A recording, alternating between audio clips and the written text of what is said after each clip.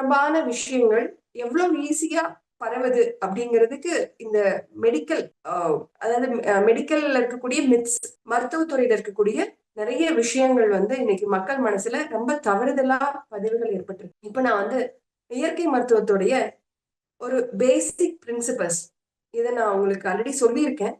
மறுபடியும் இப்ப நான் ஞாபகப்படுத்துறேன். இயற்கை மருத்துவத்துல உடல் ஃபர்ஸ்ட் உடல் தன்னைத்தானே சரி செய்து கொள்ளும். இது முதல் தத்துவம். இதுக்கு நம்ம நிறைய காரணங்களை பார்த்திருக்கிறோம். எப்படி இதனால பண்ண முடியும் அப்படின்னு நம்ம காரணங்கள் பார்த்திருக்கோம். மறுபடியும் எகெயின் ஐ ரிப்பீட். நம்மளுடைய உடலானது அம்மாவுடைய கருவுல, இப்ப கரு அப்படிங்கிறது அம்மாவுடைய கருமுட்டை, அப்பாவுடைய விந்தணு இணைந்து ஒரு கரு உருவாகுது.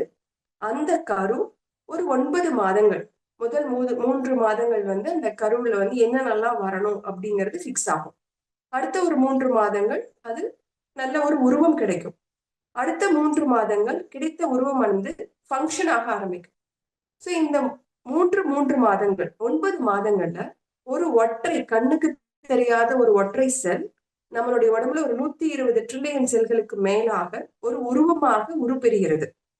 இது எப்படி சாத்தியம்? அந்த உடலுக்குள்ள இருக்கக்கூடிய இந்த கர்ப்பப்பைக்குள்ள இருக்கக்கூடிய கரு தன்னைத்தானே வளர்த்தி கொள்கிறது. இதுக்கு யாருடைய அசிஸ்டன்ஸும் தேவை கிடையாது. அம்மாவோ நர்ஸோ டாக்டரோ யாரும் அசிஸ்ட் பண்றது இல்ல. தன்னைத்தானே உருவாக்கிக்குது. எப்படி? அம்மா கிட்ட இருக்கக்கூடிய சத்தை வாங்கி அந்த சத்தை தனக்கு தகுந்த மாதிரி தகவமைச்சு, அதாவது அம்மாவுடைய ரத்தம் வேற, குழந்தையோட ரத்தம் வேற. அம்மாவுடைய ரத்தம் பி பாசிட்டிவா இருக்கலாம், குழந்தையோடைய ரத்தம் ஏபி பாசிட்டிவா இருக்கலாம், வேற ஏதாவது இருக்கலாம். சோ இது 2 ரத்தமும் வேற வேற.